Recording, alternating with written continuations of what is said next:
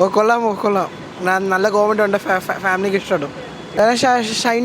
ഷൈൻ ടോം ചാക്കോയുടെ അഭിനയം, അജു വർഗീസ് അഭിനയം, എല്ലാവരുടെ അഭിനയം കൊള്ളാം. എല്ലാം കണ്ടുകൊണ്ടിരിക്കാം, ഫാമിലി എൻ്റർടൈൻമെൻറ്റ്. കുഴപ്പമില്ല, നല്ല പടമാണ്, കണ്ടുകൊണ്ടിരിക്കാം. കൊള്ളാം, നന്നായിരിക്കും. നല്ല സിനിമയായിരുന്നു, കൊള്ളായിരുന്നു. സ്റ്റോറിയൊക്കെ ഇൻട്രസ്റ്റിംഗ് സ്റ്റോറിയാണ് മൊത്തത്തിൽ, കണ്ടിരിക്കാൻ കൊള്ളാം. അഭിനയം നന്നായിട്ടുണ്ട്. നല്ല പടമായിരുന്നു, ഒരു വെറൈറ്റി ഉള്ള പടമായിരുന്നു. കോമഡി, ഫാമിലി എൻ്റർടൈനർ, മൊത്തത്തിൽ നല്ല പടമായിരുന്നു. കണ്ടിരിക്കാനുണ്ടായിരുന്നു, ചിരിക്കാനുണ്ടായിരുന്നു. നല്ല അഭിനയമാണ്. ആരും അജു അടക്കം എല്ലാവരും നല്ല അഭിനയം തന്നെ അഭിനയിച്ചത്. ഫാമിലിയായിട്ട് കണ്ടിരിക്കാൻ കൊണ്ടായിരുന്നു. ജസ്റ്റ് കണ്ടിരിക്കാൻ എന്നേ ഉള്ളൂ, അല്ലാതെ വലിയ ഇതായിട്ട് തോന്നിയില്ല. കോമഡിയാണ് പറയുന്നത്, പക്ഷേ പലയിടത്തും കോമഡി വർക്കൗട്ടായിട്ടില്ല. പക്ഷേ കുഴപ്പമില്ല, കണ്ടിരിക്കും. പടം ജസ്റ്റ് കണ്ടിരിക്കാന്നേ ഉള്ളൂ, കുറച്ച് ആൾക്കാരേ ഉള്ളൂ. കുഴപ്പമില്ല, വൺ ടൈം വാച്ചബിളാണ്. എൻ്റെ പെർഫോമൻസ് കൊള്ളാം. പിന്നെ അതുപോലെ തന്നെ ഒരു പുതുമയുണ്ട് സിനിമയ്ക്ക്.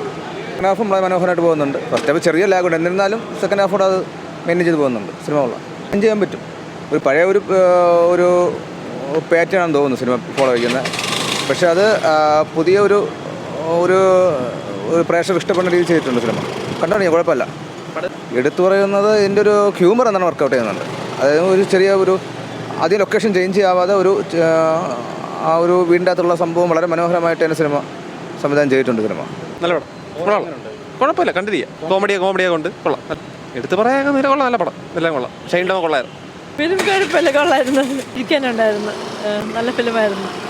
ഇവിടെ ഒരു കൺഫ്യൂഷൻ നടന്നൊരു സിനിമ. ഷൈൻ്റെ സ്ഥിരം ക്യാരക്ടറുകൾ അങ്ങനെ കൊള്ളാം, നല്ല ഫിലിമായിരുന്നു, എല്ലാവരും ഇഷ്ടമായി.